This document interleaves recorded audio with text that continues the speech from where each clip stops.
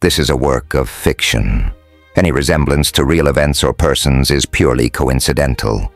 This story is purely fictional and does not promote or encourage any form of violence. Down her cheek. She tried to hide it, but was unsuccessful while wrapped in his arms. "What is it, honey?" he asked, no longer hiding his concern. "Please tell me." She found an inner resolve and broke away from him, wiping the tears from her cheeks. She sat against the headboard and folded her hands in her lap. Tyler's mood sank as he realized this was going to be bad. He pushed onto his right elbow and tried to appear casual. "Naylin, I don't know how or why, but I am pregnant." As if relieved to rid herself of this burden, a new stream of tears fell from her eyes. It took Tyler several minutes to comprehend what she'd said. "Pregnant." "I believe that is what she said," Adani replied. "You keep out of this, Adani. Just stay quiet."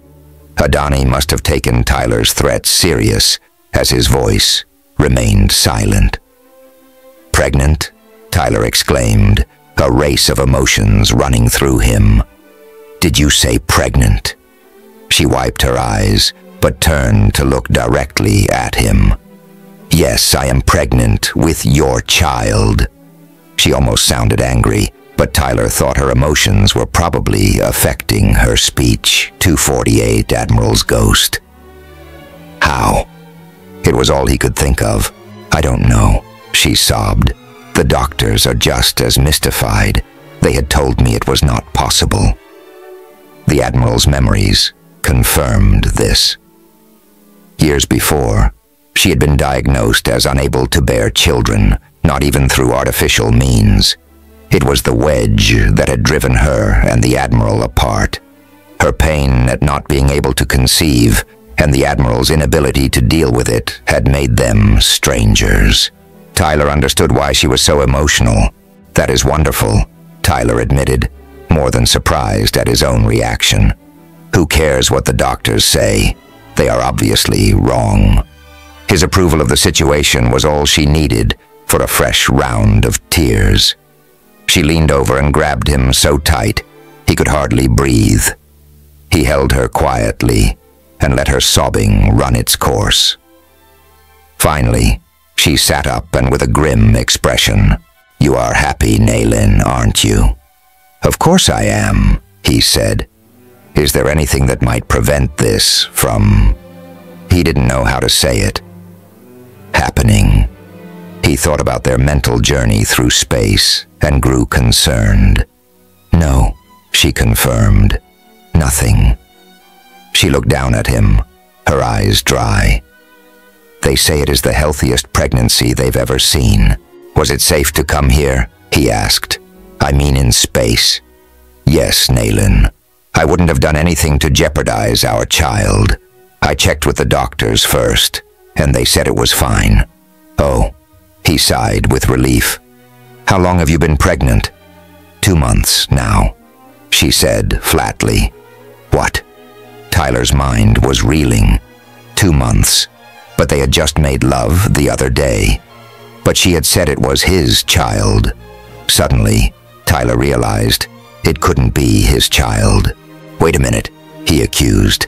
"We just made love 2 days ago for the first time in I don't know how many years. How can it be mine?" "Oh, fine," she screamed. "And I love you, too." Her reaction caught Tyler off guard. "What?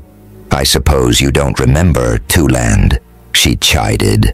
"Tuland. But we never—" Suddenly he remembered that first time she'd arrived in Tuland. He also remembered the night the Admiral's soliloquy 249, before when he had dreamed about them together. "That was real?" he asked, confused. "Oh, thank you very much," she spat sarcastically. Wait a minute. The picture was starting to become clear. "You came to me that night. In my bed, right?" "Yes." She sounded hurt. "I am sorry, Tusia. I drank a lot of wine that night, and I really thought it was a dream." She softened slightly. "Oh, I see." Confusion replaced her tears. I suppose I didn't exactly make it seem more real after that night. You know, being standoffish. Well, he struggled for a response. I know, she said. I understand why you might have thought it was a dream. I'm sorry. Don't be sorry, he corrected. It was my fault. I guess I just couldn't let myself believe you wanted me back. After I found out I was pregnant, she said, I had a hard time telling you. I wasn't sure where we were going, and I didn't want to ruin what we had started. The admission was obviously hard for her. She must have felt vulnerable. It's fine, Tusia. Really, I am happy. He grabbed her and held her tight, bringing forth a fresh stream down her face. He held her and thought about his meeting with Nalin. How was this going to affect his ability to negotiate? Now he had an unborn child to worry about. Considering the Admiral's celebrity, the dinner at the governor's palace was intimate. The guest list included several prominent business leaders, the mayor of Sirnin, some governmental bureaucrats, and the military commander of the Sirnin command post. Tyler found no memory of the commander in the Admiral's past, but he knew the Sirnin command was predominantly ceremonial rather than strategic. Based on this, he assumed the commander was directly connected to the Imperial Palace. The governor confirmed it when he introduced the man as a distant cousin, 250 Admiral's ghost. Tyler was impressed with the food and entertainment. A small orchestra played after dinner and put on a unique and strangely hypnotic performance of an ancient opera rumored to be 2,500 years old. Tyler enjoyed the more primitive sound that added to the emotion and drama. Unfortunately, the language was an ancient dialect, and even the Admiral's vast knowledge of history didn't provide a translation. Nonetheless, Tyler thought it a wonderful performance. Tusia agreed. Throughout dinner, Tyler had trouble focusing on the conversations around him. More than once he had to request the speaker ask the question again, or repeat some fact he had missed. He knew it made him appear rude, but thankfully, Tusia came to his rescue by talking about the day-to-day stress of the war, especially after his injuries months before.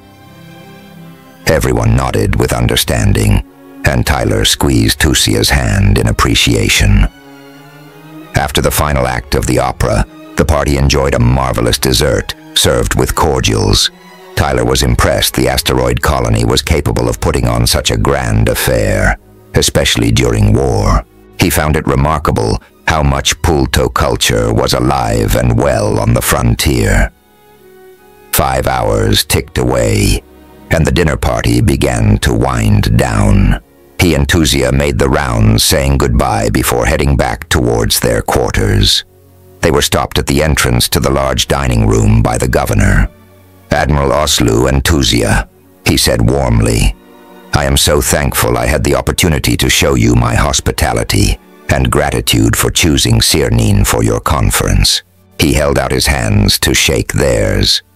Please, Governor, Tusia responded graciously. It is we who are to thank you for such a wonderful reception. Yes, Governor, Tyler added. We are truly in your debt for such an elegant evening. Yes, well, I'm pleased you both enjoyed it. Admiral, I was hoping that I might have a private word with you before you retire for the evening. Tyler saw discomfort in the governor's request. That is if it is all right with you, my lady. My lady. Tyler had to admit that man was a politician. He watched Tusia for a reaction, but she merely smiled and nodded her head towards the governor. Of course, Governor. He is at your disposal, she replied, the Admiral's Soliloquy 251. Oh, good. I'll try not keep him long.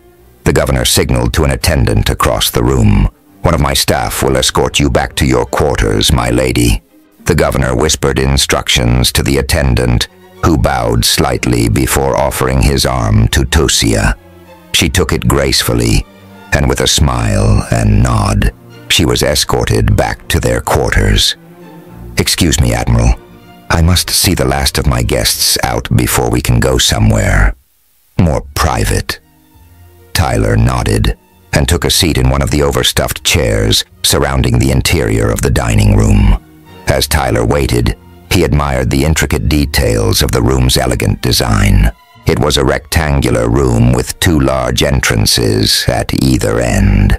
One led to the front entrance of the palace, while the other led to the interior corridors and quarters. Tyler sat near the interior entrance, staring across at the few remaining guests speaking to the governor. In the middle of the room was the enormous table seating as many as 100 people comfortably. It had been downsized for the more intimate affair, which Tyler estimated was attended by 40 to 50 people. Another set of double doors blended into the wall on the left-hand side for staff access to the kitchen. Currently, the doors were closed while the staff waited for everyone to leave. On the right-hand side of the room, the floor and walls were cleared to make room for the small orchestra. The musicians' chairs were arranged in a semicircular pattern facing the main table, while in the front, a small podium was centered for the conductor. Others were placed on either side of the musicians for the singers. Tyler could only remember one other formal orchestra he'd seen. Linda had taken him to it early in their relationship, using her family's season tickets to one of the fall debuts. Although Tyler hadn't liked it at the time, he saw a great deal of similarities between tonight's performance and the one they'd seen in Los Angeles. The one on Earth had not been an opera, but the orchestral arrangement was very similar, hypnotic and ethereal. Tyler thought about how much of this world was similar to Earth. Different creators and different species, and yet there seemed little more variety. Love, pain, greed, and war were common themes on both worlds, and he wondered if everything in the universe evolved along similar doses. 252 Admiral's Ghost. He watched the governor try to bid goodnight to the last of the guests. A party of 4 seemed bent on discussing some matters before leaving. Tyler noted the governor, always gracious, listened patiently to each in turn. He smiled unperturbed, although Tyler knew he wanted them gone. Tyler grinned, thinking of all the media events he'd been to since becoming the Admiral. He looked back on it all and was amazed he'd pulled it off. So far. Adani broke into his reverie. "The hard part is yet to come, my friend." "I know," Tyler replied. "Please don't interrupt too much." "Fine, but I will let you know when something doesn't sound right." "Okay," Tyler said, a bit angry with the intrusion. Tyler stared across the room as the governor finally got the guests out the door. He walked back towards Tyler, signaling the staff as he went. He was giving directions for the cleanup. "Sorry for the delay," the governor apologized. "Sometimes my guests are a bit ambitious when they see an opportunity to have my ear, one-on-one." "I understand, Governor," Tyler assured him. "Good. Well, then let's retire to somewhere more intimate and have that talk." The governor led him out through the entrance to the interior part of the palace and down several corridors before stopping in front of what looked like a lift. The governor did something Tyler couldn't see, and the door opened with a whoosh. "Just a short lift there," the governor assured him. As the doors closed, he felt the elevator descend. He noted even the interior of the elevator was ornately trimmed. In the back, a large painting Tyler guessed was quite old dominated the cramped interior. It finally came to a stop at what Tyler estimated was at least 5 stories beneath the palace. Clearly this place was larger than it appeared. Tyler wondered how much sat beneath the upper building. Their quarters were on the main floor, but the governor's quarters probably were not. The man extended his arm to usher Tyler out. "Welcome to where I really work, Admiral." The Admiral's soliloquy, 253. Tyler noticed the corridor appeared no different than the ones on the main floor. It stretched into the distance before ending at a left turn. Tyler saw no breaks in the walls to indicate doorways. The governor continued his commentary as they walked down the long corridor. We are currently 7 floors beneath the main palace in what I refer to as my office. However, it is really a bunker of sorts. You see, this area was built after the start of the war when raids on the colonies were quite common. This bunker was carved underneath the existing palace through what is nearly solid iron.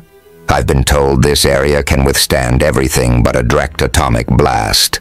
Thankfully, I have only used it once as a bunker, and that turned out to be a false alarm.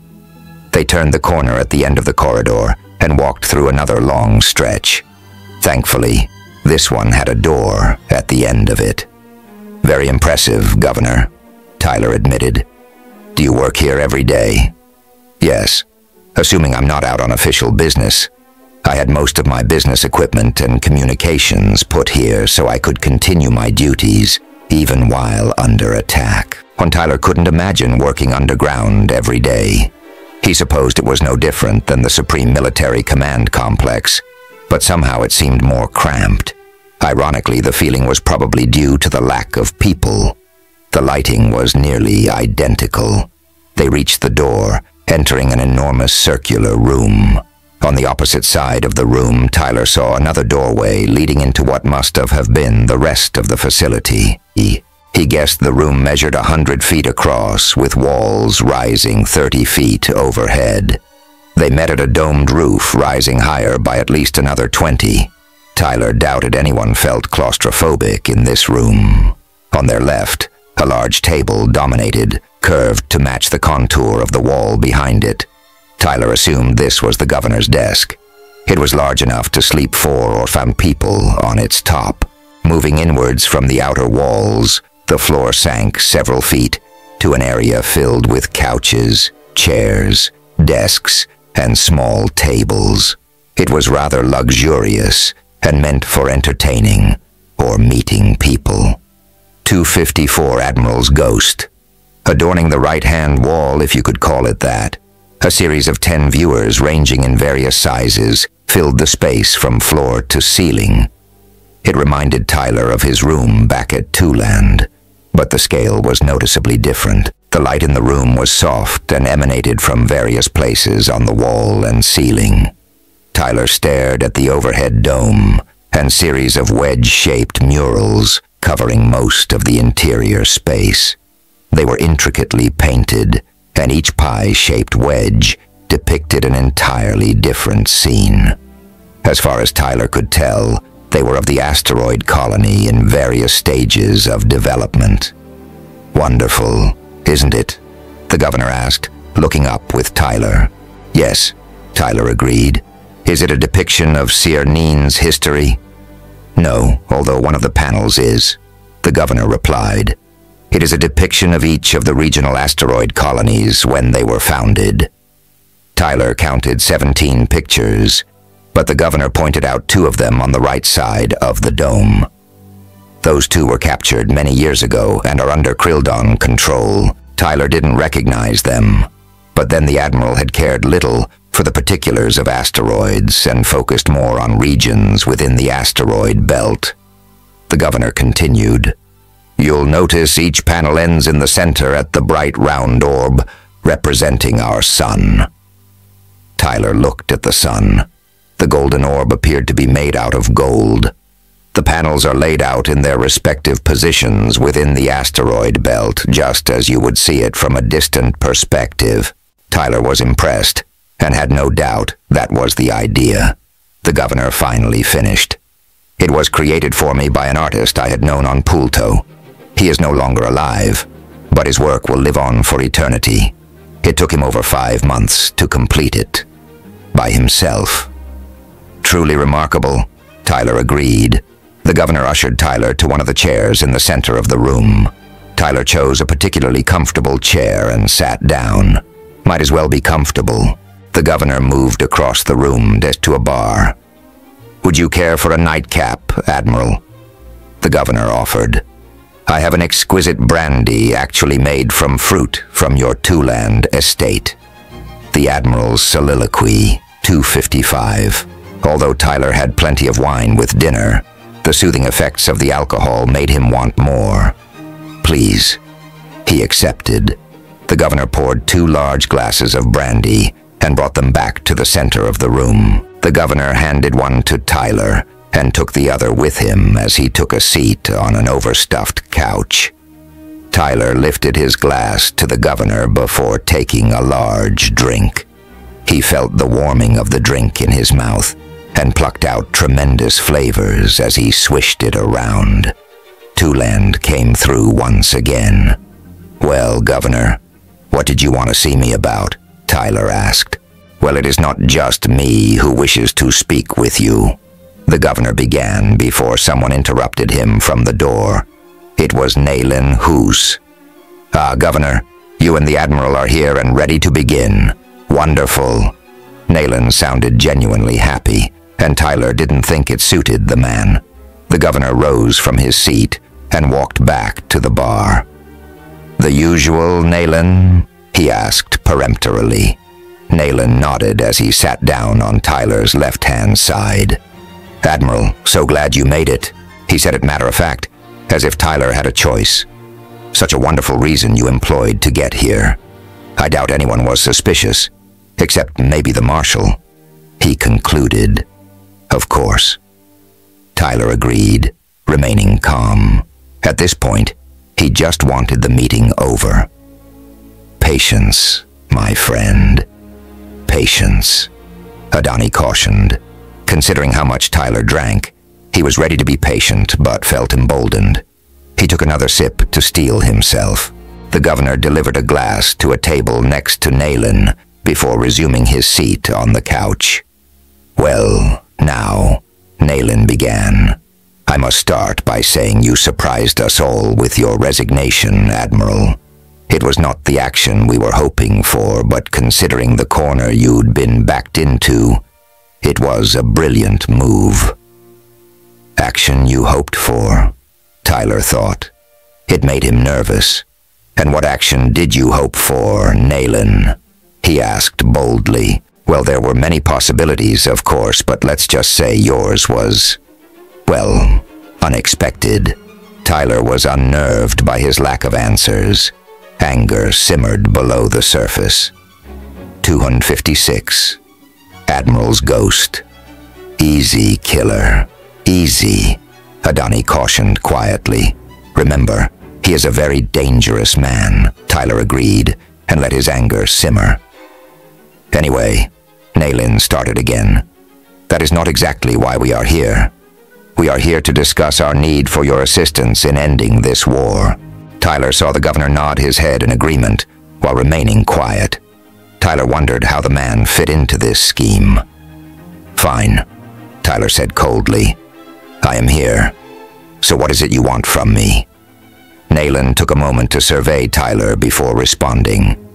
"Why, nothing less than the Supreme Military Command codes for disabling all fleet ships." Tyler was amazed at how casual Nayland had said it, as though it were no small matter, like borrowing money. Tyler tried to remain cool.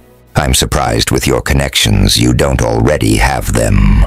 "I too am surprised," Nayland admitted. "But they are the one thing I have never been able to get my hands on. Not even the Emperor has access to them." Tyler knew from the Admiral's memories only the Supreme Military Commander possessed the codes. They were originally established to prevent 2 possible things from happening. First, they were designed to prevent a mutiny from within the military or a takeover by the Imperial Palace. Second, they were designed to prevent the use of their own ships in the event they were captured by the enemy. From the Admiral's recollections, the codes had never been used before. "Didn't you hear?" Tyler said sarcastically. "I am no longer the Supreme Military Commander. Indeed, that is why your actions were not what we were hoping for. However, all is not lost. It will be some time before the official turnover takes place, so we still have time." Nayland looked directly at Tyler, a smug look on his face. Assuming I ignore the fact that this is the most traitorous action I could take. Why would I turn them over to you, and how will that help you win the war? Tyler was curious where this was headed. Fine questions, Nayland agreed. But I am not sure you really have a choice. The Admiral's soliloquy, 257 Tyler once again felt his anger build. So it is threats then, is it? He barely contained his emotions as he said it. Threats, my good Admiral, Nayland responded. I won't need threats after you meet with my associates. Tyler was confused. He had assumed the associates had been the governor, but apparently others were involved in this conspiracy. I see. And when will I meet these associates? He asked, racking his brain for some logical choice of who it could be. A council member? Could be. Rumors indicated many were tiring of the war effort. He thought about Tusia's father and wondered if he were involved. In due time, Admiral. They haven't arrived just yet. Tyler wasn't reassured. Okay, then while we wait, you can explain to me how the codes will help you win the war. Win the war? Nayland said in mock surprise. Whoever said anything about winning the war? I merely said, stop it. Nayland's obfuscation wore thin on Tyler, and he barely held his anger in check. You really shouldn't drink in these situations, Tyler. You have far too much repressed anger within you. Tyler ignored the alien's commentary and stared at Nayland, waiting for the man to reveal more. At this point, Tyler didn't like how the proceedings were going. Nayland was obtuse, while painting a picture that sounded as though it would include the end of the Admiral. As if reading his mind, Nayland spoke up. You are correct to be concerned about your situation, Admiral. This may turn out badly for you, regardless of whether you join us. Tyler couldn't believe he was hearing this admission. Then, tell me why I should do it, he demanded. Well, I am afraid the alternative could be far worse. Again with the threats. What do you need the command codes for? Tyler demanded. To stop the fleet, of course. Tyler was amazed at how calm Nayland remained when he said these things. How cold and calculating was he? Tyler once again doubted the Admiral was named after this person. At least he hoped he hadn't. Of course, and that will stop the war because Krildon will be able to just walk in and declare victory. Tyler knew his voice held 258 Admirals' ghost and edge of anger, but he didn't care at this point. Clearly, these men were crazy as well as dangerous. Nayland's emotions didn't falter. Admiral, I am surprised at you. You see everything from such a narrow military point of view. Very limiting, Tyler snorted. Yeah, I guess it is an occupational hazard. Nayland sat back, sipping his drink. Admiral, I realize this is difficult for you, but I must assure you that in the end, the war will be stopped, and all of Pooltoe will benefit, even your family. Please leave my family out of this, Tyler said with an implied threat. Nayland smiled. Yes, I realize your baby is on the way and this changes your attitude towards things immensely. Tyler couldn't believe he'd heard it. This man was full of surprises. You know about Tusia's pregnancy? He asked, incredulous. Apparently the governor was surprised. A baby, Admiral? How wonderful. The governor said it much too jovially for the circumstances. Tyler ignored him. How do you know she is pregnant? Please, Admiral, Nayland said as though brushing it aside. After everything I have shown you, I am surprised by your shock. Tyler had to admit the man had revealed he had access to just about everything, except the command codes. Adani said abruptly, perhaps that is a bargaining chip, Tyler thought. He needed anything he could use to help him out of the situation, but the danger of them being used was too hard to ignore. Nayland went on as though nothing were amiss. Surely, Admiral, you want your child to enter a world free from war? Tyler agreed that would be nice, but he wasn't certain it was something these men could deliver. I still don't see why stopping the fleet will help end the war, Tyler pressed. No, Nayland agreed. I don't suppose you do. Without saying more, Nayland gave the governor a questioning glance as he looked at a clock on the table next to the governor. The governor followed Nayland's gaze and shrugged. Apparently, whoever they were waiting for was late. Tyler pressed further. Then, why don't you enlighten me? The Admiral's Soliloquy 259. I am reserving that for our guests. Nayland said as though this were sufficient reason. Fine. Where are they? Tyler was losing his patience and his anger threatened to erupt. Fine question. Nayland agreed. Governor, why don't you see what the status is? The governor nodded in acknowledgement and headed for his deck. He was nearly hidden behind the enormous structure, but Tyler could see his face in the dim light of the viewer he hunched over. Tyler remained quiet. Both men took turns sipping their drinks while they waited, and the silence was awkward. Who were they waiting for? Tyler thought. He imagined someone from the Imperial Palace. Surely they had inside conspirators within the palace. I don't think so, Adani said, but I cannot offer an alternative. Tyler sipped more of his drink and noticed the bottom of his glass. He almost got up to refill it, but decided he was already more inebriated than was prudent for the situation. He put his head back in the seat and stared at the murals overhead. His clouded mind drifted randomly. He thought about Tusia and his unborn child and felt a deep chill. The wait was like an eternity, but the governor finally rejoined them. Sorry, a slight delay due to security. They've passed through okay and should be here shortly. Security? Why would that delay them? Tyler was confused. Any thoughts, Adani? He asked inwardly. No, Adani admitted. They continued to sit in silence. Tyler was fuming and didn't feel socializing was appropriate. Nayland looked as though he were prepared to wait for an eternity, the man's calm demeanor never changing. Damn him. Finally, the governor broke the silence. Who would like me to freshen their drinks? He asked. Nayland handed his glass to the governor, as did Tyler. What the hell? It couldn't get any worse, and it felt damn good getting drunk.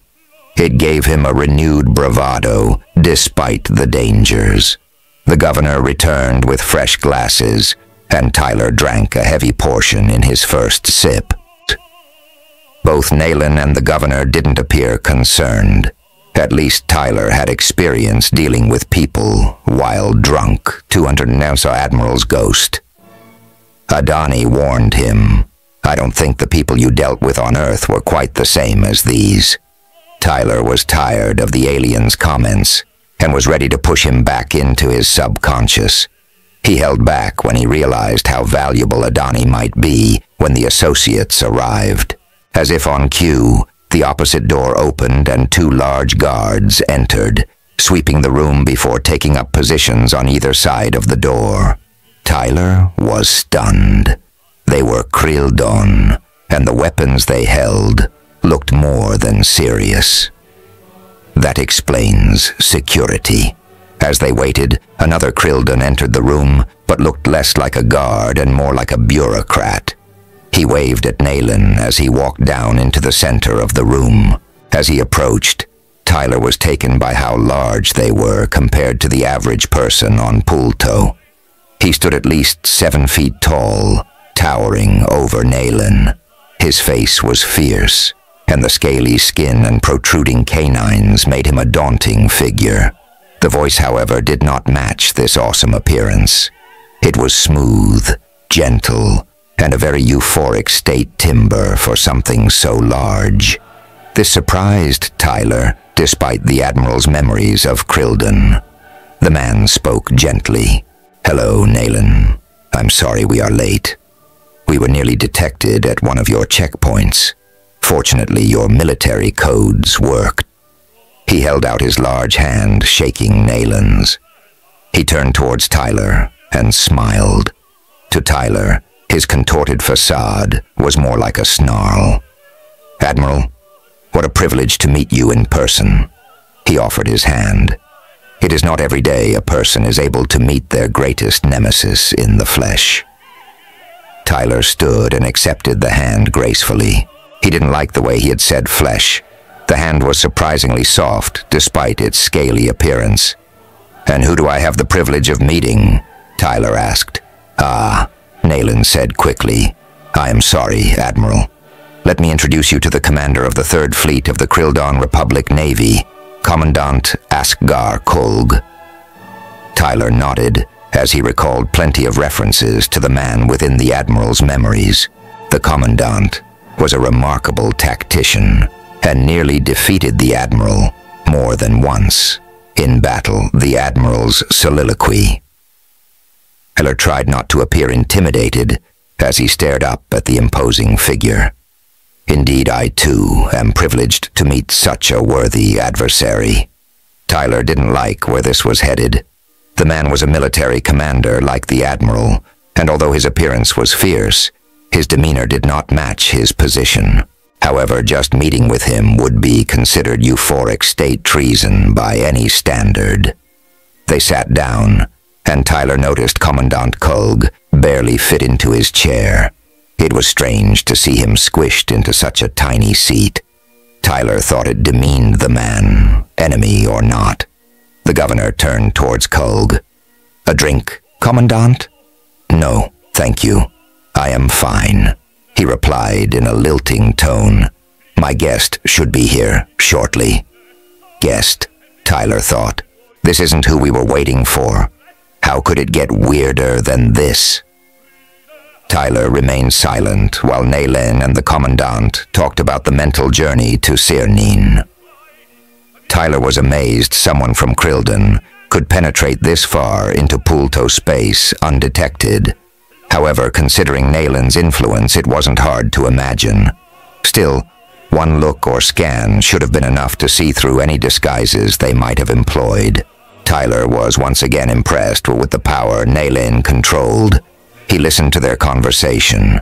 "Yes," Cole was saying, "your devices worked perfectly. However, without the diplomatic codes, they would have boarded us for certain. I know I would have," he concluded. Tyler was about to ask about the devices when another Krildon entered the room. He looked more like an assistant than anyone they would be waiting for. "Commandant, our guest is here." The person bowed towards them and stood to one side. "Ah, wonderful," exclaimed Nayland, and Tyler had to admit he saw a real look of happiness on Nayland's face. Everyone rose from their seats, waiting. Tyler watched a lone figure emerge from the darkness of the corridor, walking slowly with a cane. It was the first time he had seen anyone with a cane on this world. As the person entered the light, Tyler's jaw hung in an expression of disbelief. The Admiral's father, Natur Oslu, looked at each person with a smile.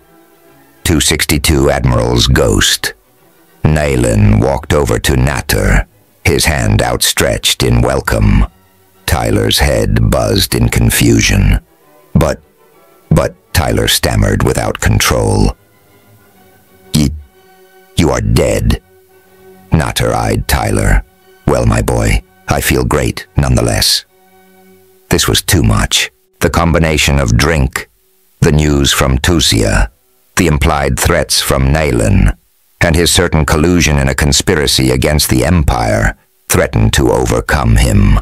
His head swam woozily as he sat down, staring blankly at the floor. Adani's voice penetrated the fog. "Warning, Tyler. This is an unexpected turn of events, and I sense real danger here." Talk about an understatement. Fear gripped him. How could he deal with the Admiral's father?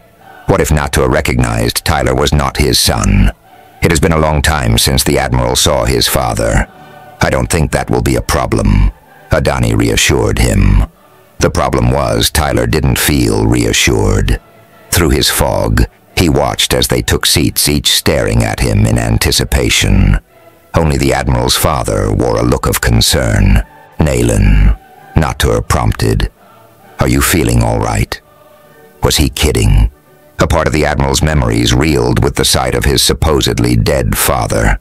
These thoughts impacted Tyler as well. He had thought he was prepared for anything, even handling the Commandant reasonably well. But this was something catching him off guard, and he did not know how to deal with it. A multitude of thoughts jammed his mind, and he felt deadlocked in indecision. Only a loud voice cut through his reverie, bringing him back to the present. "Answer him, Tyler. We'll deal with it." It was Adani, fearful of the awkward silence created by Tyler's confusion. Tyler quickly recovered, responding to Natur's question. I am sorry. I have no words to respond with, Father." That much was true. He watched as Natur smiled slightly and turned a questioning glance to each of the others. "Indeed, Naylan, I imagine you don't." His smile grew broad and looked genuine to Tyler. "Don't worry, son. It is me, despite what the Emperor wanted you to think. He knew I was alive, although I am certain he would never have told you." Tyler was confused. The Emperor knew the Admiral's father was still alive. The Admiral's soliloquy. "How could he?" Tyler stammered. "I mean, how could the Emperor have known?" Naylan interjected. "I told him," once again a flat statement, and one that reinforced the man's power and influence. "Then, why didn't you tell me?" Tyler said too loudly. "Easy, son," Natur interrupted. "I instructed him not to." The drink and the circumstance were more than Tyler could bear. He felt like everything happened in slow motion. Why would the Admiral's father want the Admiral to think he was dead? It didn't make sense. As if sensing his confusion, Natur answered Tyler's question. "I thought it better to have you think I was dead, to ensure your fighting was not compromised by my being captive." "Then you are a prisoner?" Tyler asked, confused. Natur smiled and looked at the Commandant, who snarled back. "No, I was at first, but I have been a guest of the Krildan government for many years now. To them I am still an ambassador to Pulto. I am safe to move about Krildan all I want, although that may be less secure these days, especially after your last offensive." Tyler listened, but it didn't sink in. So he was still on good terms with the government on Krildan. That would explain why he was here, but not necessarily why he was conspiring with Naylan and the governor, unless they were all traitors in league with Krildan to overthrow the Emperor. It was the only thing that made sense at that point. "Am I truly named after this man?" Tyler asked, nodding towards Naylan. Natur followed his gaze but looked confused by the change in topic. "Yes," he said gently. "Didn't Naylan tell you we had worked together on Krildan?" Tyler didn't want to believe him. It meant the Admiral's father had been a spy for the Emperor, a spy, denounced, and left a prisoner on the enemy's world. Tyler didn't think Natur looked like he would hold a grudge. But then again, the Admiral's memories were naive about his own father. "Yes," Tyler responded coldly. "He told me. I just didn't believe him." Natur's face changed with the cold response Tyler had provided. Clearly he expected a much happier reunion. "I am not your son, and I don't trust you," Tyler thought. 264 Admiral's ghost. A wise decision. Adani agreed. Once again, Tyler's anger began to surface. This time he welcomed it as it wore off the effects of the alcohol. He stared back defiantly as Natur appraised him in a very calculated way. Natur began, obviously re-evaluating his son, or seeing him for the first time. I see my visit is not necessarily a welcome one." He said it as a fact rather than a question. Tyler concurred with his deduction, but didn't say as much. "Well, Father, I haven't seen you since the beginning of the war. You let me and Mother believe you were dead. You've been branded a traitor by the Emperor, and now you show up involved in a conspiracy with men who have all but threatened me and my family. Oh, and you are in the company of our enemy." Tyler let his anger loose as he vented. "Tell me, Father, why is it I should welcome you?" No one reacted to the outburst, but Tyler was glad he'd said it. He wasn't going to play the victim anymore. If they wanted him dead, then get it over with. At least they wouldn't get the command codes. He sat back, finishing his drink, the buzz wearing off fast with his anger. "To hell with you all," he thought. They looked at each other in turn, nobody saying anything. Perhaps he'd finally shut them up. Natter sat back in his chair, staring across at Tyler, with a neutral look on his face. Tyler returned the gaze unwavering. "I understand I am to be a grandfather?" Natter asked, obviously not wanting to deal with Tyler's outburst. "And here I thought Tusia was unable." "Well, I guess life sometimes throws you a curveball," Tyler responded without realizing it was an Earth comment.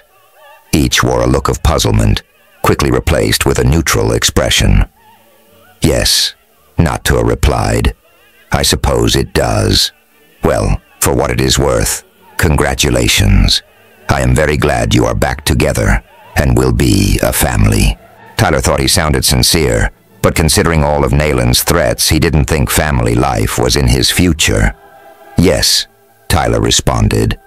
"I suppose we will be a family, although not if Nalen has his way.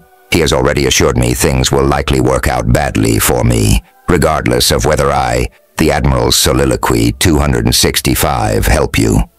So please excuse me if I don't get all teary-eyed at your comments." At that, Natter looked to Nalen in anger. Who cared? It was obvious the Admiral and Tyler were in too deep for anything good to come from it. Natur turned to Tyler. "I think Nalen has overstepped his bounds. I am sure we can find a way for you to come out well."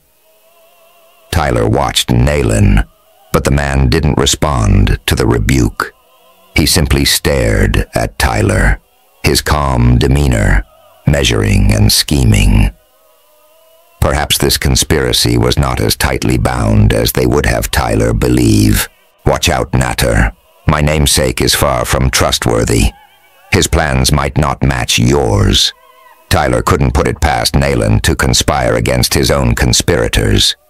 Tyler could imagine him turning them into the Emperor when things didn't go as planned. Then, he would maintain his own power while raising his status within the Imperial Palace. Tyler spewed sarcasm. "Perhaps I can. After all, being a traitor is apparently not as deadly as one might believe." Tyler sank the barb. He noticed the Commandant was antsy from the exchange. Being in the middle of his enemy's territory was a gamble for him. If it went poorly, he could easily be caught and tried as a spy. Tyler imagined what the Imperial Palace would have in store for the commander of the Third Fleet of the Krildon Republic Navy. Tyler doubted he would be treated as well as they had treated the Admiral's father. Tyler turned to the Commandant. "So tell me, Commandant, do you share my father's belief I will come through this well?" The question bothered the Commandant, but his emotions were hard to read through his reptilian face. He responded to Tyler in a euphoric state voice, but the force and command still came through. "I can assure you, Admiral, this war is coming to an end. How and when will determine your fate." Natur shot another angry glance, this time at the Commandant. Tyler didn't miss the exchange. "Who is really in charge here, Natur?" Tyler began to think it wasn't the Admiral's father. I see, Tyler said. Then you must share Nayland's assessment. Tyler turned back to the Admiral's father. So tell me, Father, why are you so optimistic about my future? 266 Admiral's ghost Natter regained his demeanor and smiled. Because you are my son, and I want only good things for you.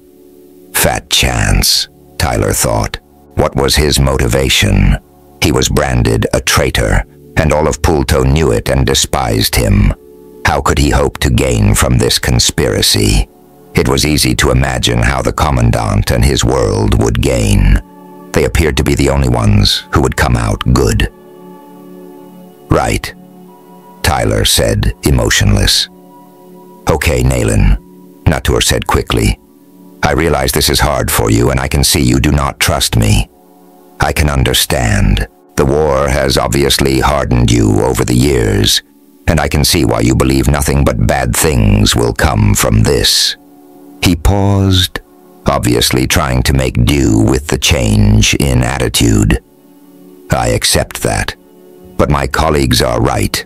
This war will end, and you can either be an active part of it or a victim of it. The choice is yours. Tyler watched him closely and felt he was finally being truthful. Perhaps I cannot guarantee you will survive this, but I can guarantee your family will. This got Tyler's attention. So they were going to use his family against him after all. Nayland had already threatened, but clearly Natter was willing to put it on the table as well. Great, Tyler thought. Happiness is once again in my grasp, but soon to be taken away. He sank into his chair, defeat overwhelming him. He knew he could be brave and fearless if he were involved, but he could do nothing that would threaten Tusia and their unborn child. He looked at Natter, staring at him placidly. Fine, Father, you win. What is it you want from me, and how will it end the war? He saw his acquiescence had eased the tension. But why fight it anymore? They held everything, and he held nothing, except the command codes. It wasn't a great bargaining chip, especially if they didn't need them to accomplish their goals. Nayland had revealed as much. Natter sat back, his features softening. Son, don't sound so fatalistic. It will be an end to a long and senseless war. Is that not worth something? A world where your child can travel the solar system, free from fear, free from takedown, free from anger. Tyler knew he was right, but he didn't believe it would all be paradise. The Admiral's soliloquy, 267. Don't you mean a world without a father? Tyler knew he sounded petty, but he didn't care. He grinned as the comment stung. It doesn't have to be that way, son. Not according to your colleagues, Tyler replied. Son, listen. Natter leaned forward. What we need from you is dangerous. It is true there are risks, but you may yet prevail and come through this, alive and a hero. Tyler doubted he'd be a hero. Didn't you know, Father? I already am a hero. I know, son. But a war hero, wouldn't you rather be a hero of the peace? Tyler had to admit, the badge as a war hero had never sat well with him. He had never been a violent or aggressive man, which is probably why he had so many customers back on Earth. No one ever felt threatened by him, unlike so many in the trade. If he survived and became a hero of the peace, then he and Tusia could retire to their vineyard, living out their lives as a family. If I survive. You are awfully quiet, Adani. Have you no deep insight? No, like you, I have no idea what any of their motivations are. But I still don't trust them. There is something here that Adani trailed off before finishing. Damn, Tyler thought. Just when I need him. What is it you sense or see, Adani? Please share. Silence. Tyler's anger churned when Adani finally responded. I sense something, but I believe I may be mistaken. Nice. It was like dealing with Nayland. Thanks for your input, Tyler thought sarcastically. The alien didn't respond. Yes, Father. He turned his attention back to Natter. I would love to be the hero of peace. I am just uncertain you can provide that peace. Natter sat back, his calm face taking in his co-conspirators. Tyler couldn't tell what the man was thinking, but wanted the whole thing over. All right, Nayland, fair enough. Natter signaled the governor for a drink, and the man quickly went to the bar. At least Tyler could assume the governor was not in charge. Anyone else? He called from the bar. No one responded, so he returned quickly with the drink. 268 is Admiral's ghost. Natter took a long drink before continuing. As we all know, this war was started because of petty territorial disputes that escalated into the political nightmare we currently live in. Philosophically, we can all agree on that, even the Emperor. However, over time, the effects of the takedown and warfare have developed a grudge or hatred for the other side. On Pulto, our own history shows this to be a common thread over and over again. Even Krildon has historical references that mirror this situation. Natter grabbed his drink. Tyler had to admit, the man was telling the truth. The same things happened on Earth during political disputes. A minor disagreement can escalate into war, which escalates into hatred, and finally, into genocide. He had to concede both worlds were stuck in a vicious cycle that might destroy each. Tyler interrupted. Yes, Father, this is all academic, but what do you propose to do to break us out of the cycle? Natter set his drink down. By being the ones who step forward and say it must stop. By being the ones who have the power to make it stop. Tyler thought through his words. He started to see their plan forming in his mind. Take away the power of Pulto by disabling the fleet with the command codes.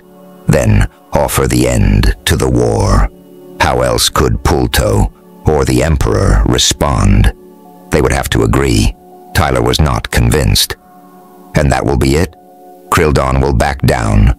Love, peace, and harmony will prevail. Tyler knew he was being overly sarcastic, but it didn't jive with what he saw as the real outcome. Yes, Natter agreed, but not all at once, over time. And you, Commandant? Tyler asked.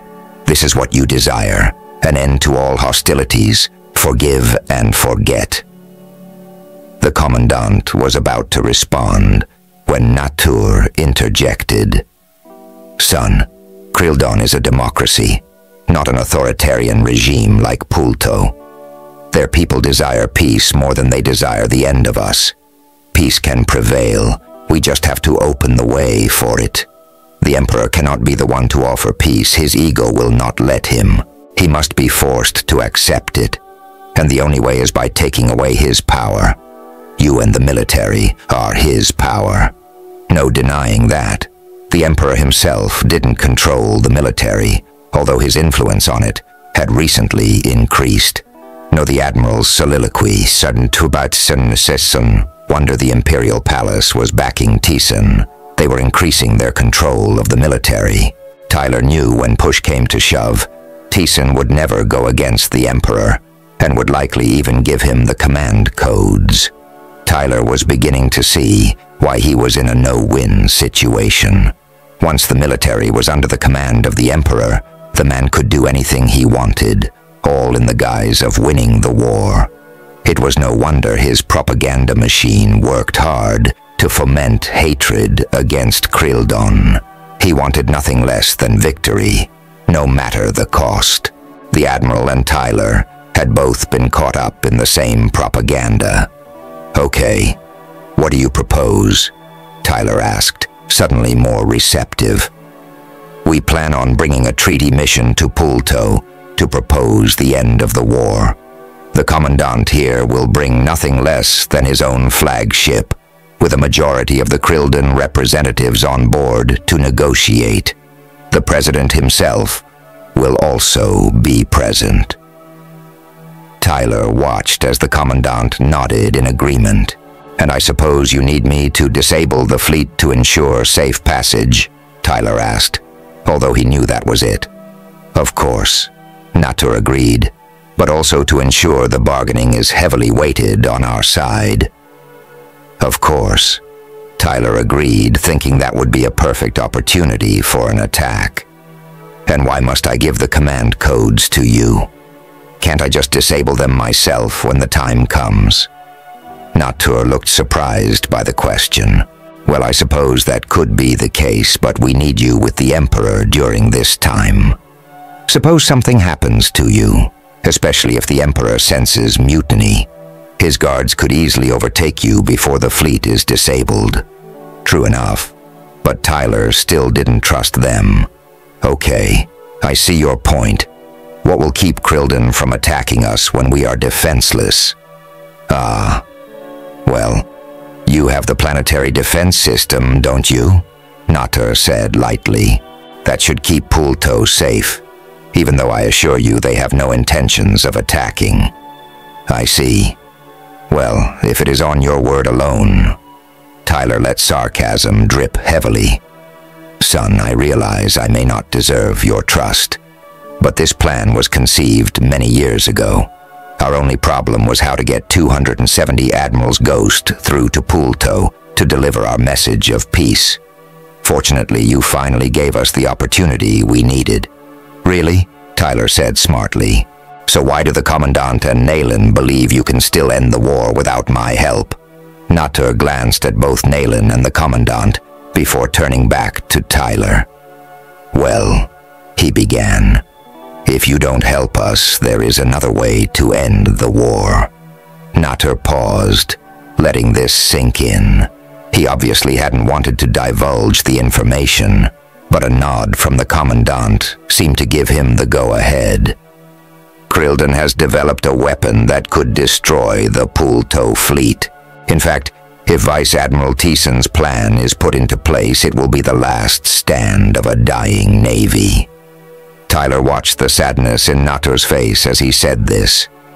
The end of the Pulto Navy. A new weapon. How? Then it came in a flash. They had found a way to weaponize Skrilt. "You found a way to use Skrilt in weapons manufacturing, and you think it will give you an edge in battle." Tyler said it as a fact.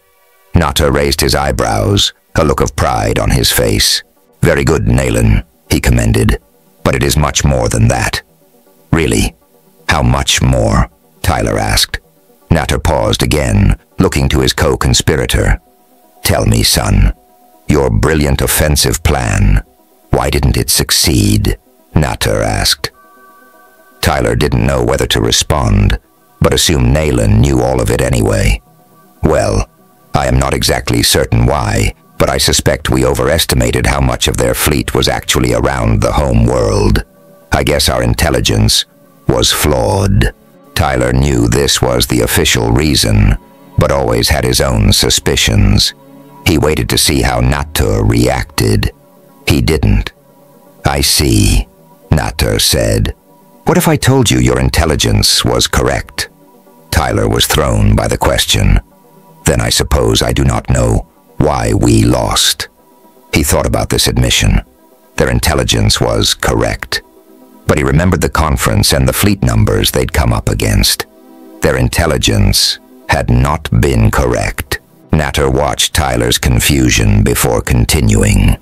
"Yes, son, your intelligence was correct. And yes, you are correct that much of the Krillden fleet was around the home world. Then, how do those two things mesh?" Tyler asked. The Admiral's Soliloquy 271. "Easily," Natur stated calmly. "You were betrayed." Tyler shot a glance at Nayland. "Was it him?" he accused. Nayland remained passive. "Hardly, Admiral," he replied indignantly. "I would not be so cold as to take down all those men." "Then who?" Tyler asked, anger taking over. The part of him that was the Admiral tried to wrest control, and Tyler let his emotions out. Natur looked calmly at Tyler. The Emperor did. Tyler took in the statement, not wanting to believe it. How could the Emperor be the traitor? What would he get out of the destruction of half his fleet? It didn't make sense. The Emperor, Tyler said, incredulous. Why would he betray his own military? To get rid of you and take over the military, Nayland said. The man said it naturally, as though it were obvious to a child. It wasn't obvious to Tyler. He knew the Emperor wanted him out of the way, but something that big seemed over the top even for the Emperor. Regent sneered, on the other hand. Assuming this were true, why cripple your own military to take it over? Your death and the destruction of half the fleet would ensure whoever replaced you would be incensed enough to convince the military and the Supreme Council that Imperial control was necessary to deal the final blow to their enemies. They would have used your death to rally support for the Emperor and his ultimate goal, to win the war and conquer Crildan. He and Vice Admiral Thiessen have been planning this for years. Tyler had to admit, it rang of truth and squared with the events of the battle. Still, it was hard to believe they would spend life so casually to achieve such a goal. Then again, there were plenty of examples where this was done. Natur spoke up. The problem was, you didn't die as they planned, and that set them back tremendously. In fact, your own actions in the battle were better than they had imagined, so the defeat was not so one-sided as they assumed. Overall, you did more to thwart their plans than you realize. After all, you came back a hero, and even they could not denounce you lest they admit the defeat. That was true. The great lie rolled out to the people was because of the embarrassment a defeat would have caused. He remembered how it had been turned into a sneak attack by Crildan 272. Admiral's ghost. Once again, a propaganda move by the Imperial Palace. It was all starting to make sense. I begin to see the possibility of truth in what you say. But what does the Skrilt have to do with this? Tyler asked, wanting more information on what he obviously still didn't understand. Well, Commandant Kolg replied, I can answer that. Your brilliant plan and devilish battle tactics almost won the battle despite the fact we knew ahead of time, and despite our having overwhelming odds. Tyler ignored the compliment. The Commandant continued. In fact, we only succeeded in thwarting your attack because of the Skrilt. He paused before going on. We have not only used Skrilt to enhance our weapons, but we have also developed a new polymer that, when applied to our ships, yields them nearly invulnerable to your current weapons. You mean they can even withstand missile attacks? Tyler asked. The Commandant appeared unnerved by the question. Well, no, they cannot withstand missile attacks any more than they could before, but they can take a hit from any energy weapon and discharge the force harmlessly. Tyler pressed, fascinated by what was being revealed. Then, our fleet could counter your fleet simply by using older technology. Again, Tyler noted nervousness. Yes, it is possible, he started, and then added quickly. But as you know, missile penetration through our defensive grids is only about 15% effective, and you must be at close range. That would put your fleet at a disadvantage from our new energy weapons. I see, Tyler said. And what new power do these weapons have when modified with the Skrilt? This time, the Commandant didn't want to answer. Instead, he looked at his fellow conspirators as though seeking advice. Nayland jumped in to save him. It's all right, Asgar. He might as well know. The Commandant didn't look assured, but made up his mind. Fine. We have modified our energy weapons with Skrilt, and have realized a 1,000-fold increase in output. The Admiral's soliloquy, 273. Tyler was stunned. 1,000-fold increase. That was unbelievable. If it were true, He could understand why they had confidence they could wipe out the Poulto fleet. But our scientists assured us this substance was benign. Surely you didn't get that much yield from it. Nayland leaned forward. Remember who was in charge of those scientists, Admiral?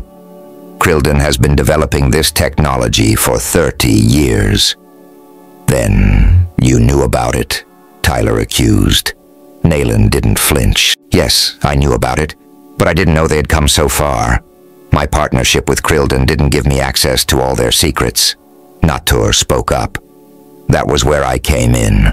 I convinced the Krillden legislature to hold off deploying the technology until we could use it as a bargaining chip in our negotiations.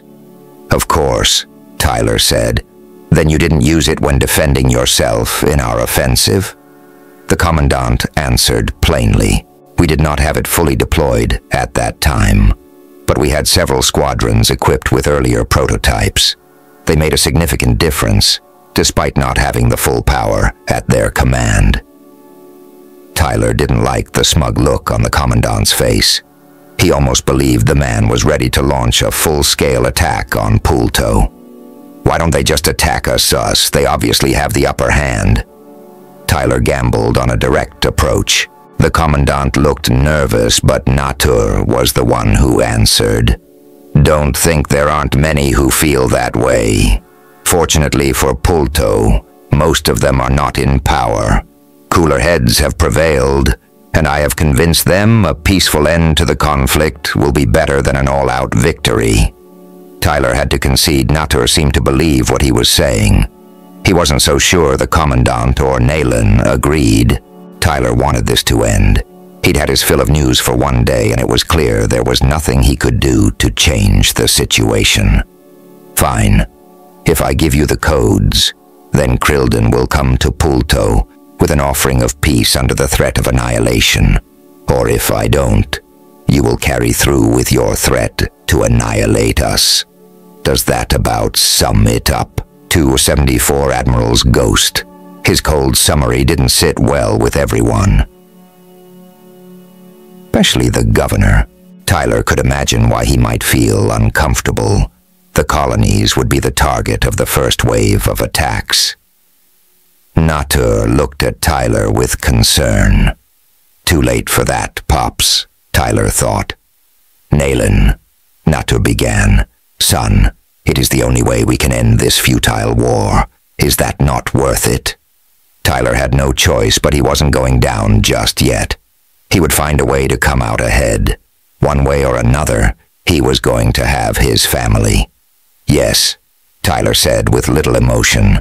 Or Tyler was deep in thought, all the way back to Poulto. After his meeting with the Admiral's father, everything moved fast. Too fast for Tyler's liking. His role in the conspiracy was going to unfold soon, and he had already turned over the command codes in preparation for the peace mission from Krillden. Tyler only hoped peace was their true mission. He had doubts. It was difficult to explain the situation to Tusia. Initially, he thought about hiding the truth from her, but ultimately decided if he was to convince her to stay on Cyrnine, he would have to come clean. When he explained it to her, she took it calmly. However, Tyler knew she was torn inside. It was not every day your husband tells you he is about to betray his world. She asked small, concise questions, but never about the Admiral's father. Tyler knew that was a sore subject between them for years. Looking back through the Admiral's memories, Tyler realized the Admiral's failure to support his father when the Emperor had brandished him a traitor never sat well with Toosia. She came from a family where blood ties were stronger than civic duty or law. She eventually accepted his lack of support, but never agreed with it. She asked pointed questions about the plan, and had good insight into potential flaws and pitfalls Tyler had not considered. At first, Tyler thought she would blow the cover off the whole affair, but finally, she said she understood the situation and believed if the conspirators were truthful, there may really be a chance to end the war. Clearly, with a child on the way, she wanted peace as much as anyone. Her final comment had resonated with the Admiral's soliloquy 275, Tyler's own fears about the situation. She'd said she probably would trust the Admiral's father, but that she couldn't trust Naylin. Tyler agreed, but didn't voice that comment. It was bad enough he would have to leave her on Cernine while the conspiracy unfolded. At least, she would be in the care of the governor. Tyler believed he could trust the governor. The man didn't hold much power in the conspiracy, but was well placed to support their efforts. The governor had assured Tyler she would be cared for like royalty, especially since she was with child. Tyler prayed he was right. Tyler's own role in the conspiracy was not insignificant, and he understood why his survival could not be assured. He assumed he had the most dangerous part in the whole affair. When the time came for the peace ship to enter Pulto space, it was critical Tyler be in the company of the Emperor. This would indicate the depth and breadth of the conspiracy to the Emperor. It was a dangerous gambit, since the Emperor might react irrationally and have Tyler shot on the spot for treason. Tyler understood the palace guards would carry out that order, even if he was their national hero. The hard part would be timing the audience with the Emperor. Naylin provided Tyler with a communication device that was impossible to detect, yet capable of transmitting and receiving across long distances through interference and jamming. It was intended to prevent the Emperor from breaking off the negotiations once underway. Fortunately, because they possessed the command codes, the Emperor would not have any assets to attack. Only ground-based missiles would be capable of reaching the peace ship, and those rarely hit targets from so far away. Not even the planetary defense grid was capable of reaching ships operating outside its operational perimeter. Tyler had to admit, the plan seemed complete. But as the Admiral's last great battle had shown, nothing is totally within your control. Anything could go wrong, and often did. What if the command codes did not work? What if they only disabled a percentage of the fleet? Plenty could fail, and one or two ships that were not disabled could easily ruin their plans. Tyler didn't like the prospects of failure. Many would die. The power of settling down with Tusia at their Tuland estate kept Tyler's optimism euphoric state. He thought back to Linda and the opportunity he had missed. He didn't want to make that mistake, 276, Admiral's ghost again, especially with a child on the way. He was close to having a family. He only had to make this work. Unfortunately, even success could spell disaster. It would be simple for the Emperor to make the Admiral a scapegoat. The Emperor would be within his rights to prosecute Tyler for treason, even if peace were established. The anger the Emperor would feel towards Tyler would be hard to repress. History was replete with tales of those who went against the Emperor. Some were executed directly, while many met with unfortunate accidents. Tyler thought about the Regent and the mysterious disappearances since his rise to power. What would prevent accidents from happening to the Admiral or his family? Tyler hoped the Admiral's popularity would prevent that. Bringing peace to Pulto might endear him further to the public and re-establish his power. However, he first had to survive the conspiracy. The conference on Cernine was a success, and Tyler was amazed at the readiness the various command groups represented. Their primary concern was supply routes and the new ships being pushed through inadequate field trials. Like the Admiral, the second-in-command did not relish the idea of going into battle with a ship that might fail in the midst of combat. They understood most of the ships were newer, more advanced designs, but they knew that often meant newer, more deadly flaws. Tyler did his best to assure them the ships would be ready for battle when delivered. If the message had come from anyone else, he doubted they would have believed it. Tyler didn't believe it himself, but knew it wouldn't matter, since the battle would never be fought. Through most of the conference, Tyler let the essence of the Admiral control the proceedings. He had withdrawn inside, battling his own thoughts about the pending showdown. Deep down, he knew the conspiracy could save millions of lives, but he couldn't shake the feeling something hidden by the conspirators might yet cause great losses. Tyler distrusted Nayland, and wasn't sure the many years of conflict between both worlds could easily be put aside by the Kryldon public or its leadership. With their fleet disabled, Pulto would be vulnerable, and Tyler believed that would be far too tempting for Kryldon. Did they really want to end the war? Was Commandant Kulg really prepared to turn his swords into plowshares? The Admiral's soliloquy, Turn 77. Tyler knew the Admiral's memories interfered with his ability to judge Kryldon. The Admiral had spent a lot of time on Kryldon, but he was young and unable to fully evaluate its people or culture. The Admiral's memories overflowed with countless friends of the family. Unfortunately, those early memories were inadequate to judge them. As a historian, the Admiral had studied Kryldon history nearly as much as he had studied his own. But those studies had focused on military campaigns, tactics, and outcomes. Those didn't provide Tyler with what he needed to know. Kryldon's history was as bloody and conflicted as Pulto's or Earth's. Did that tell him anything? He didn't believe so.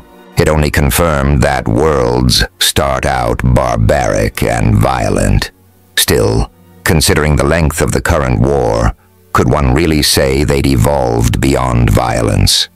Definitely not. Tyler thought about Kryldon's democratic government and believed it was one thing in their favor.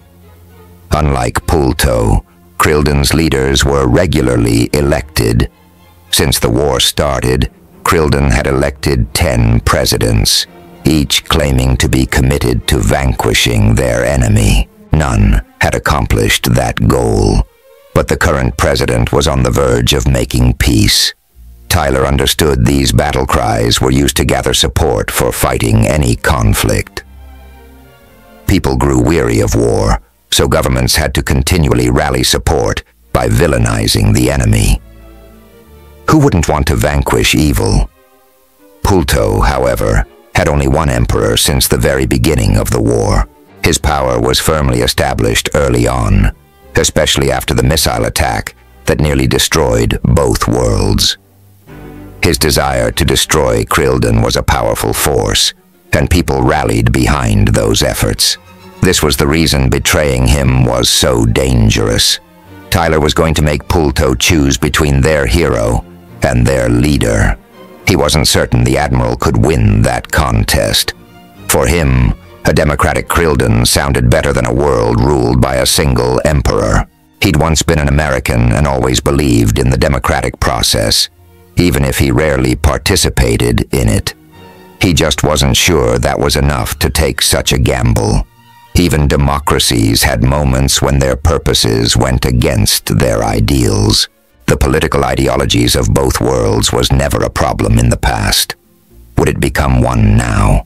Would Kryldon use this conspiracy to push their own agenda? An agenda 278 Admiral's ghost.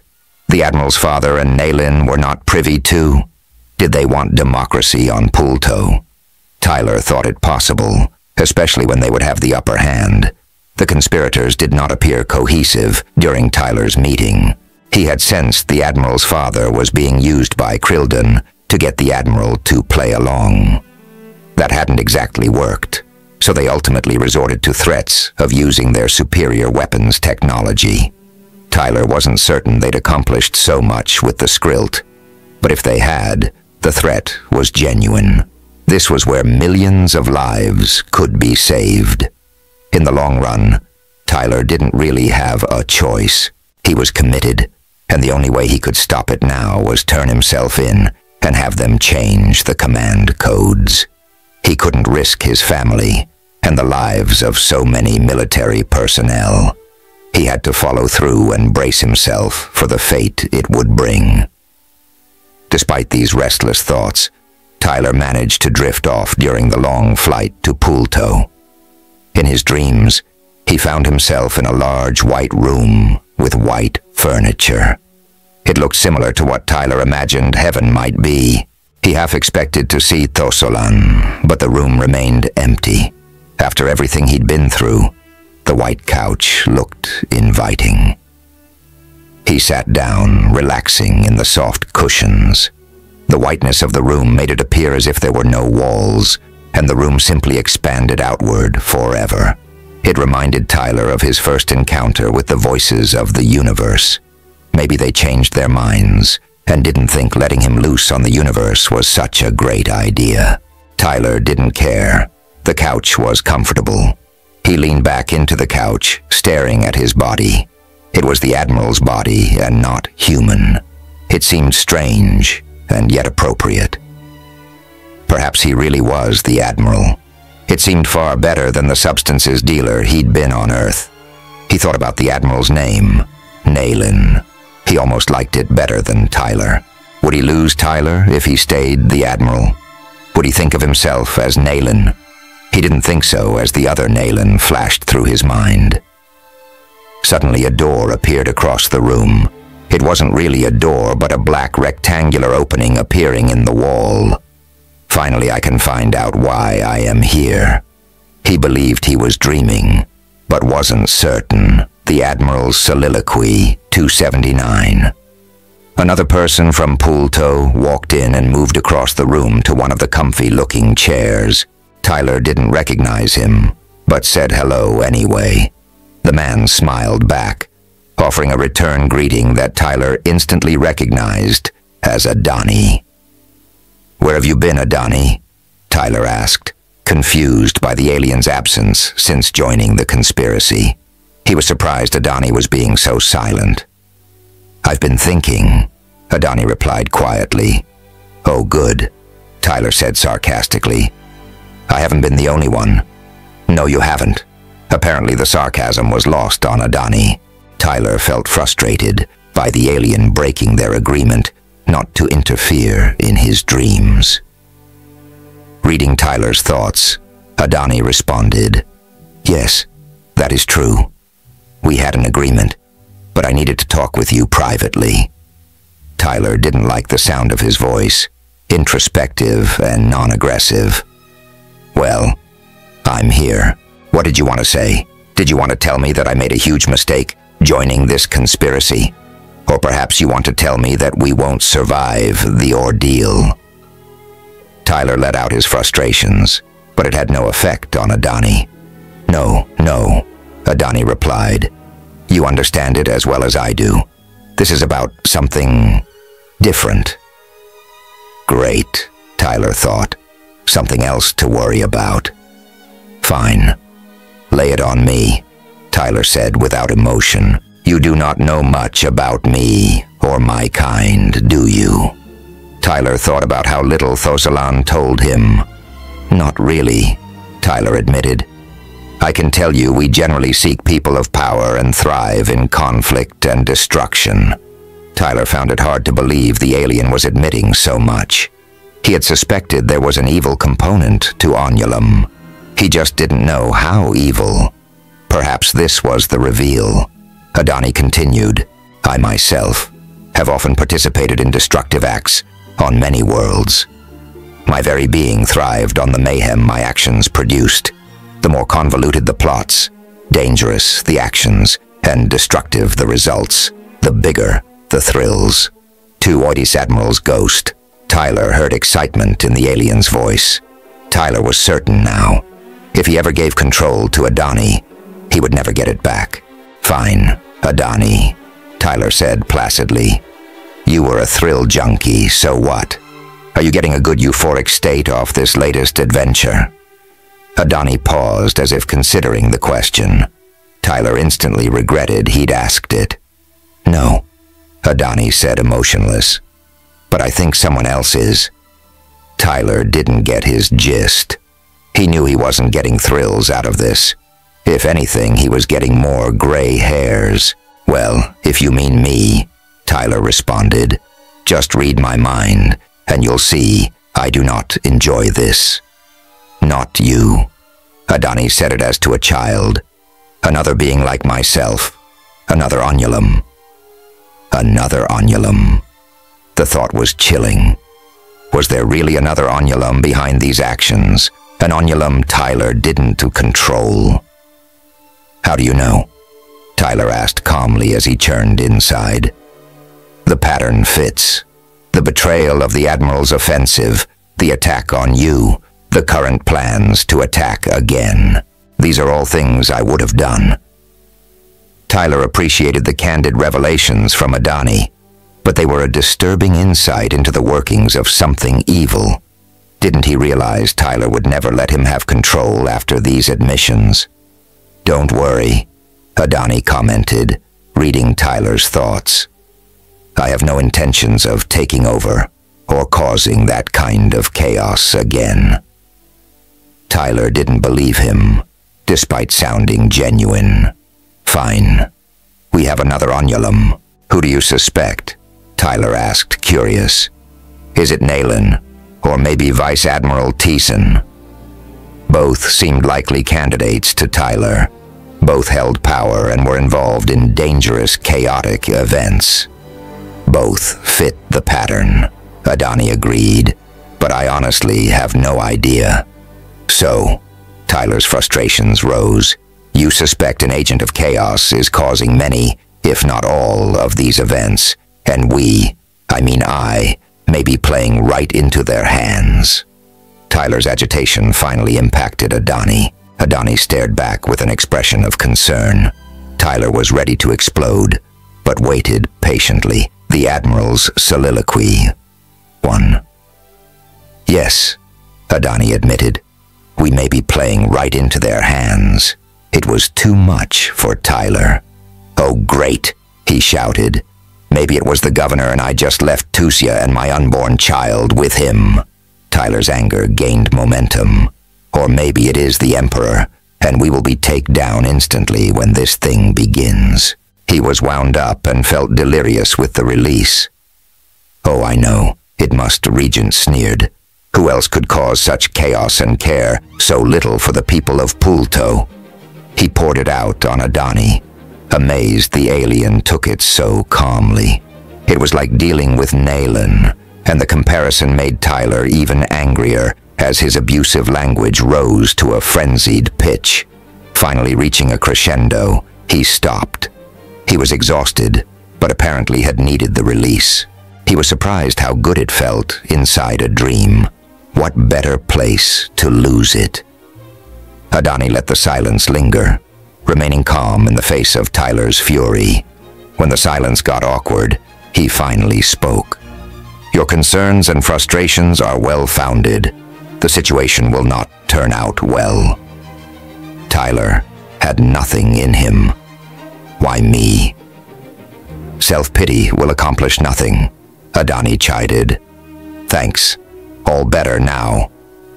Tyler tried to put force behind his words, but they sounded petty. He desperately tried to free himself from despair.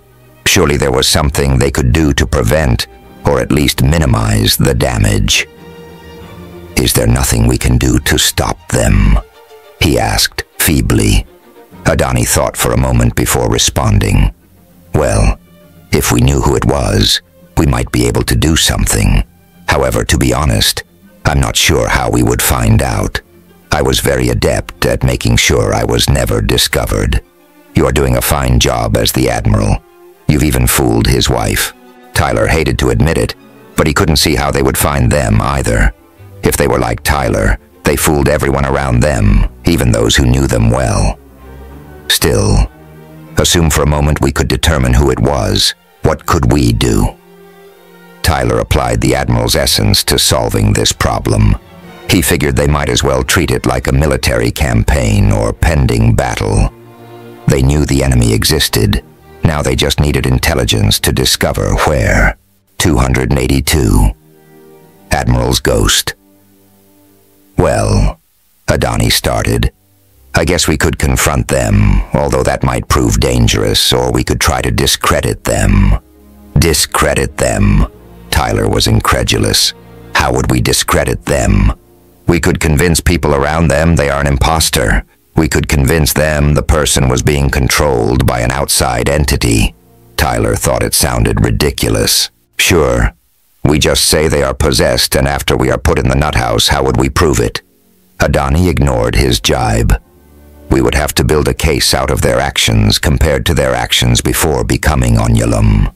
Surely there will be differences." Tyler doubted that would be a strong case. "And what prevents them from doing the same thing to us? I haven't exactly been perfect since taking over." Tyler thought back to the early days as the Admiral. He had made many mistakes, and those around him had certainly shown concern over his unusual behavior.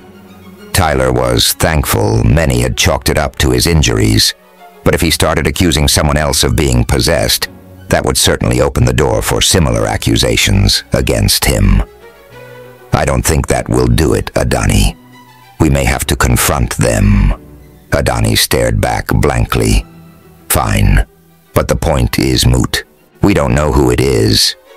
Tyler thought Adani was throwing in the towel. Maybe he was still a thrill junkie and was ready to just wait for the ensuing chaos and destruction. "There has to be a way to figure this out," Tyler said, hopeful. In a flash of insight, Tyler realized a way to discover the Onulum. When Tyler took over the Admiral, he was near death. Assuming all Onulum required the same conditions, they only had to find out if any of the suspects had been near death. Surely it was information they could track down. Generally, people didn't have brushes with death without a record of the incident. Adani was listening to Tyler's thoughts. "You may have something. We could find out who had close calls in the past. I suspect that if it has happened, it would have been recent. The Admiral's soliloquy, 283. Otherwise, the Onulum would surely have caused the destruction of the person they inhabited by now. Perhaps Adani was going to help after all." "Okay, who do we investigate first?" Tyler asked with hope growing. "All of them," Adani said confidently. "Sure," Tyler agreed sarcastically. "We'll just tell our staff we need them to investigate the personal health records of all these senior officials. Don't you think we'll raise suspicions?" "Yes," Adani agreed. "But if you tell the Marshal to handle it, it may get done discreetly." Tyler had to admit the Marshal was discreet. However, he wasn't sure how he would stop the Marshal's suspicions. The man would want to know why. Considering how much Tyler had lied to the man already, he wasn't certain how much the Marshal would take. Loyalty was one thing, but betrayal another. If the Marshal suspected the Admiral was involved in a plot to overthrow the government, or at least coerce it into peace, he wouldn't support the Admiral. They would have to walk a thin line with the man, and Tyler had to think of a good reason to send him on this dangerous task. As Tyler was about to ask another question, he was awakened by a flight attendant. They were ready to land, and Tyler couldn't believe he'd slept so long. Despite that, he felt rested and ready for battle. At least they had a chance, if only a small one. According to the plan outlined on Cyrnine, Tyler was required to set a meeting with the Emperor in 5 to 8 days upon his return. It was a difficult order to fill, but at least they had given him a 3-day window. Unfortunately, it didn't give Tyler much time to track down the Onulum. Even if he succeeded in finding one, he was not convinced he could do anything about it. Despite Adani's suggestion, he didn't believe another Onulum would give in to threats of exposure. After returning to Yuso, Tyler was busy with the commission. His leadership was desperately needed to evaluate and make recommendations for the offensive.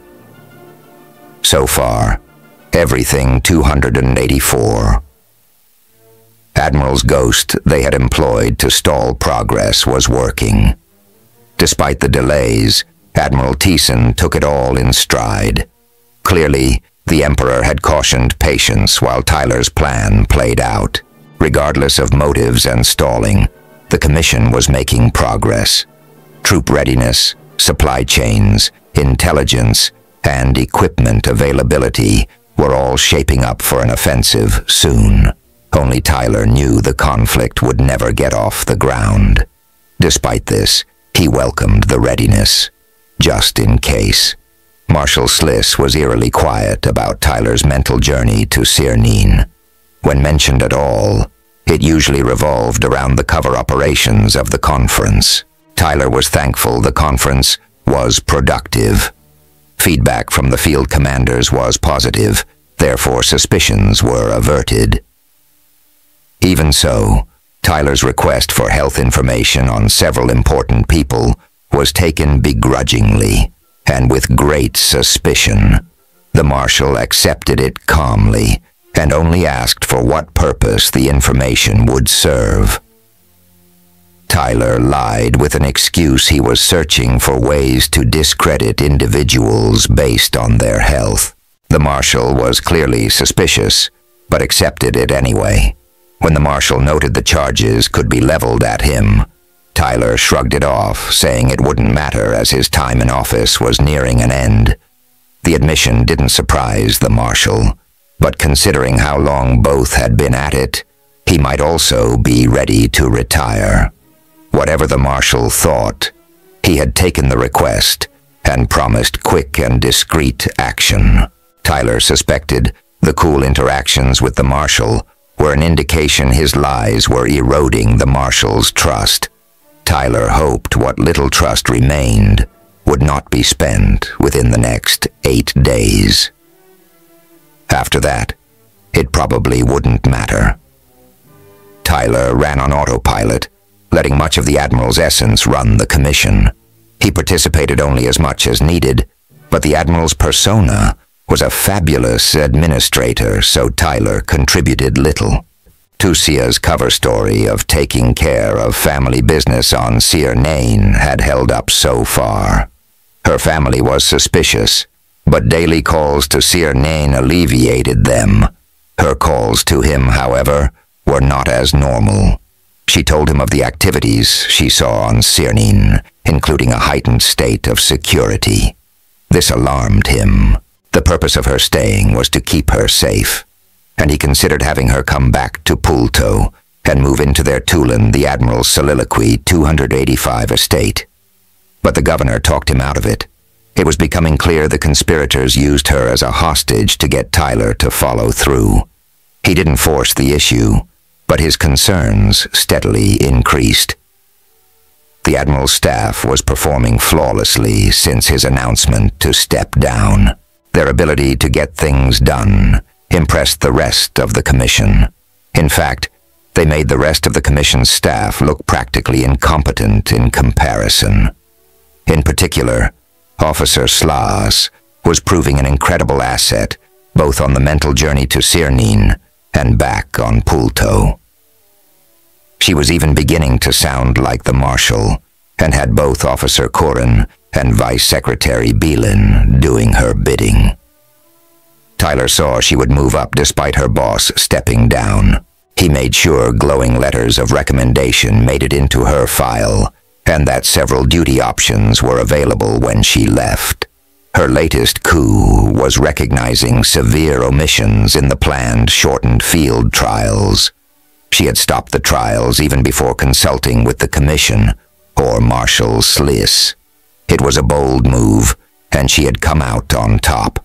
She had found 2 glaring problems everyone else had overlooked.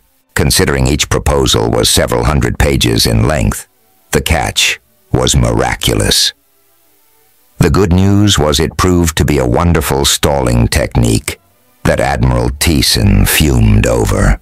It was his own staff that had missed the mistake when they created the proposals, so he couldn't ignore the implications. They had lost face, while the Admiral had gained more ground. There were downsides to the staff's efficiency.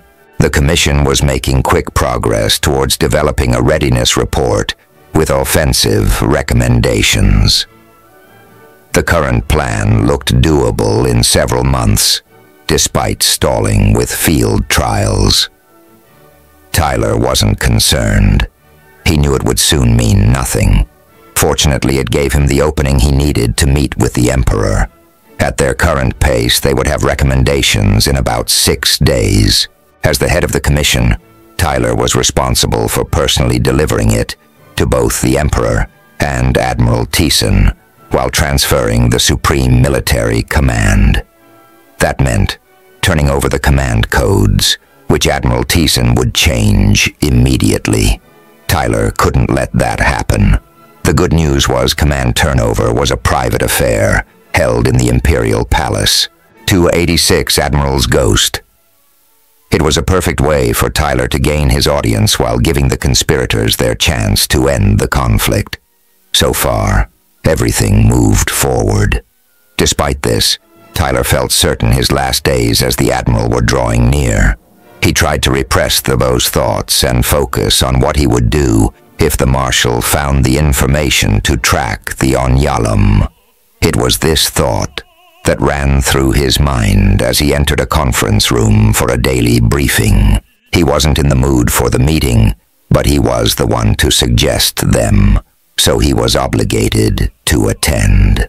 As he entered, most of the seats around the large table were already taken. The majority were occupied by the commissioners and their top aides, while the rest of the staff sat along the inside walls.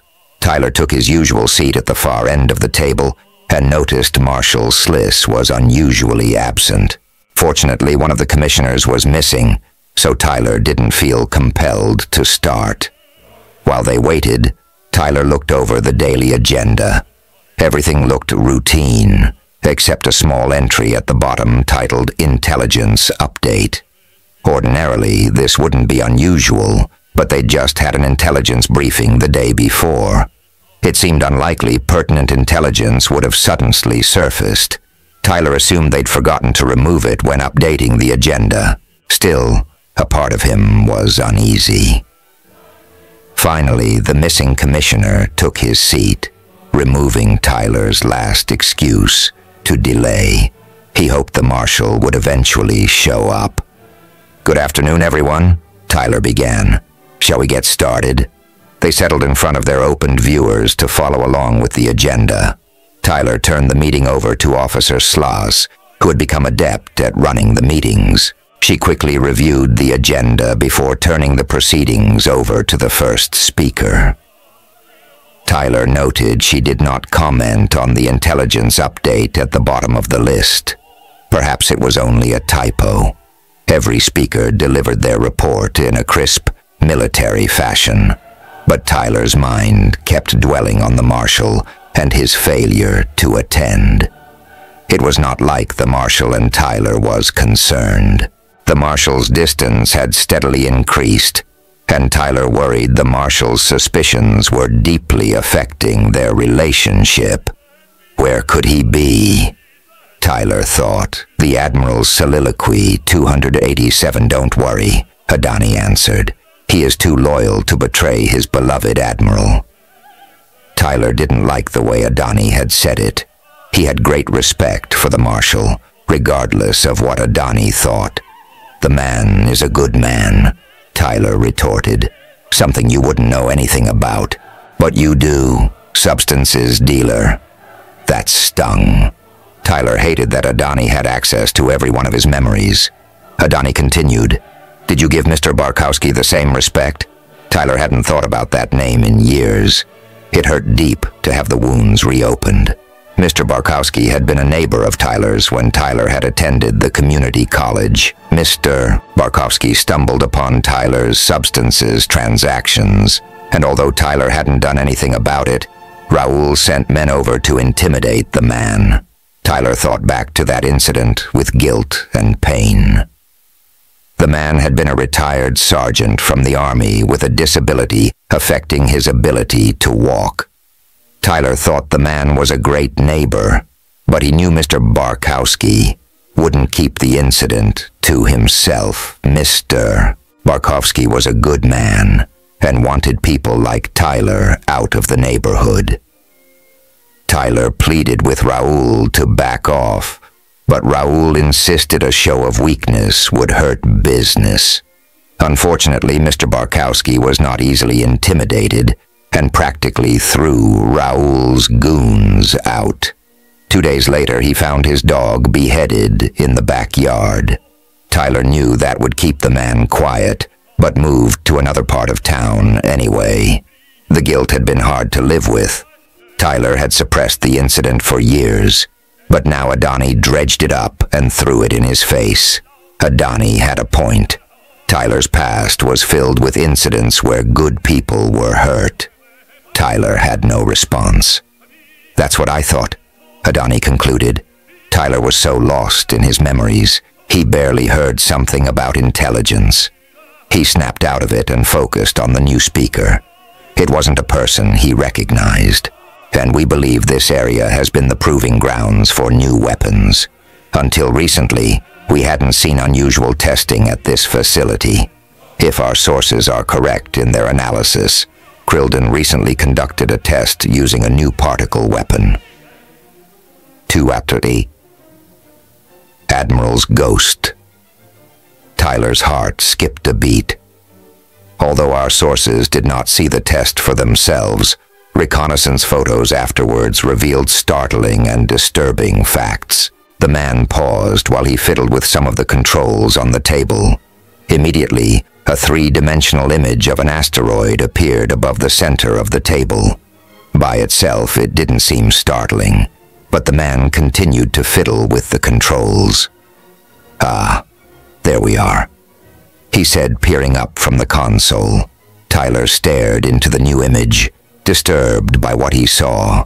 One of the large craters from the first image was filled with red. It looked like a large piece of a red asteroid was jammed into it. The image you are seeing is the original image of this particular asteroid.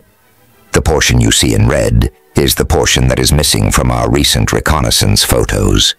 The man paused while his audience took in the implications.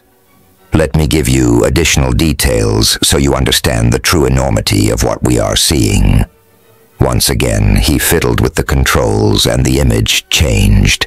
The image was quickly overlaid with various numbers and writing. Tyler ignored that and stared at the blue portion that was added to the red. It was not a large blue area, and in fact was dwarfed by the red it sat within. Tyler feared the worst. As you can see, this asteroid was nearly the size of one of our fleet refurbishing asteroids. As you know, those facilities are capable of servicing ships nearly as large as our flagship. Again, he paused while his words were absorbed. Tyler already knew what they were seeing, and he dreaded what it might mean. He waited for the preliminary analysis. The man started again. The portion in blue represents how much of the asteroid would have been affected by a direct hit with our largest and most powerful missile. "Yes," I said, "nuclear missile." Tyler watched the effect on the crowd. Everyone stared in horror, struck by the magnitude of what they were seeing. Not only was this suspected to be a particle weapon, it appeared to be capable of inflicting greater damage than their best weapons. As you can see, we believe the nominal yield of this new weapon is about 100 times that of the yield of our largest missile. The part of the asteroid destroyed during this test was approximately 31% of the overall mass. The Admiral's Soliloquy, 289. Reconnaissance scans of the surrounding space confirm fragments in quantities nearly equal to the missing mass. That was enough for one of the commissioners to react. "Surely that was not a particle weapon," he said, almost laughing. "They simply buried an atomic ordnance to create this effect." Several others spoke out in agreement with the commissioner, but looked nervous. "Vice Secretary Hoole," the man responded coolly. "Marshal Treen had the same assessment at first glance. However, if you look at the analysis of the debris field, you will notice the radioactive signature is nearly identical to that of a particle weapon, not an atomic one." The commissioner would not back down. "You said nearly. What was different?" "That we don't understand," the man conceded. "But it is nearly identical to a particle weapon signature." The commissioner looked dubious, but Tyler didn't want to participate in the discussion. He knew what they had discovered. A staff member against the wall sat up and spoke. "If that is the result of a particle weapon, then how big is the weapon? How does it get so much yield, and is it being deployed throughout their fleet?" Again, the audience murmured agreement with the questions.